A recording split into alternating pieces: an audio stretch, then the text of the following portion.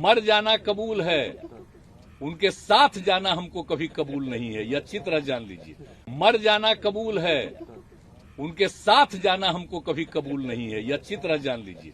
एक बात स्पष्ट कर देता हूं, किसी के मन में ये संशय हो कि चुनाव के परिणामों के बाद नीतीश बाबू को फिर से भाजपा एनडीए में लेगी, तो मैं बिहार की जनता को स्पष्ट कह देना चाहता हूं और लल्लन बाबू को भी स्पष्ट कहना चाहता हूं, आप लोगों के लिए भाजपा के दरवाजे हमेशा के लिए बंद हो चुके। रघुकुल रीत सदा चली आई, प्राण जाई पर वचन न जाई। ये है रघुकुल के सिद्धांत।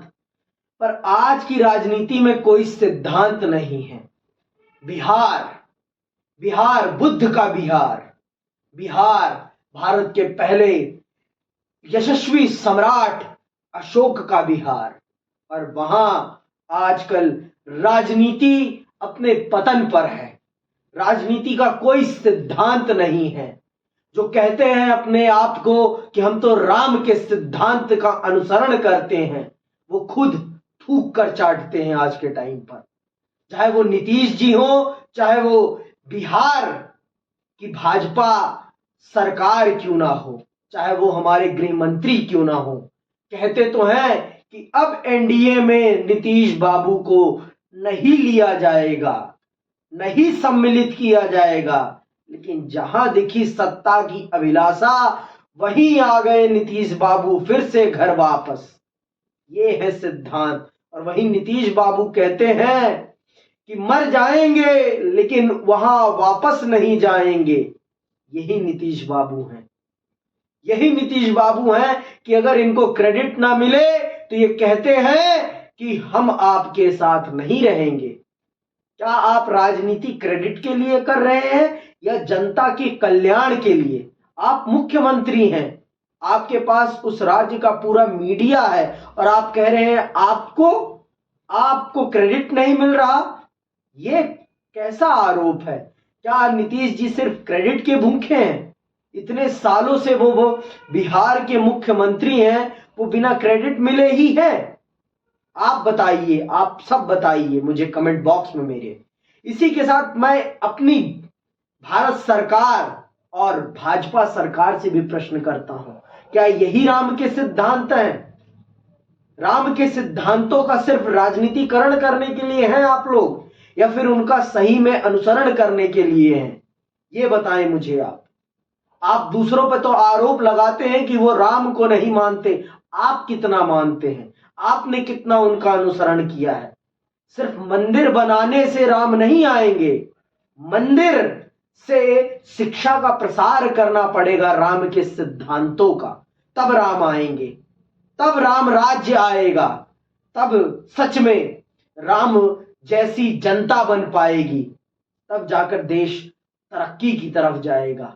आप जहां नहीं हैं वहां विकास नहीं हो रहा, आप जहां हैं वहीं कहां विकास हो रहा है? आप ही मुझे बताएं, आपने कितने रोजगार दिए हैं? आप ये बताएं, आप एक्चुअल डाटा प्रस्तुत करें, आप एक्चुअल डाटा दें इस देश की जनता को कि आपने अपने माध्यम से कितना रोजगार दिया है। स्वसृजित रोजगार को आप अपना रोजगार नहीं कह सकते, क्योंकि वहां पर व्यक्ति ने खुद सृजित किया है। तो इसीलिए इस देश की जनता को अपनी आंखें खोलनी चाहिए और उन्हें देखना चाहिए कि कौन सच में राम के सिद्धांतों का अनुसरण कर रहा है, कौन अपने राजनीतिक महत्व के लिए या कहिए अपने राजनीतिक फायदे के लिए बिहार की जनता के साथ खिलवाड़ नहीं कर रहा। अब नई सरकार बनी है आज, अब इस सरकार को पदभार संभालने में कम से कम 1 महीना, 15 दिन, 20 दिन लगेगा, और इतने दिन में विकास रुकेगा, उसके लिए कौन जिम्मेदार है? ये भी तो बताएं नीतीश बाबू कि सिर्फ पलटी मारना ही उन्हें आता है। बिहार की जनता के विकास से उन्हें कोई सरोकार नहीं है, सिर्फ अपने विकास से सरोकार है। आप कहते हैं आप कर्पूरी ठाकुर जी के सिद्धांतों पर चल रहे हैं। कर्पूरी ठाकुर जी ने तो हमेशा पूंजीवाद का विरोध किया है और आप तो पूंजीवाद की गोद में जाके बैठ रहे हैं और आप कह रहे हैं कि आप कर्पूरी ठाकुर जी के सिद्धांत पर चल रहे हैं। सरासर झूठ बोलते हैं आप, सरासर सत्ता के लिए आप पूरी बिहार की जनता के साथ छल करते हैं और ये छल पूरा भारत देख रहा है और पूरा विश्व देख रहा है और बिहार की जनता देख रही है और प्रभु श्री राम भी देख रहे हैं कि कैसे भाजपा अपनी सत्ता के लिए किस प्रकार से अपना गिरगिट की तरह रंग बदलती है। इसी के साथ मैं आप सबसे एक प्रश्न करूंगा कि आप सब सच में राम राज्य चाहते हैं या सिर्फ मंदिर में घंटा बजाना चाहते हैं। इसी के साथ मैं विदा लेता हूं। जय हिंद, जय भारत।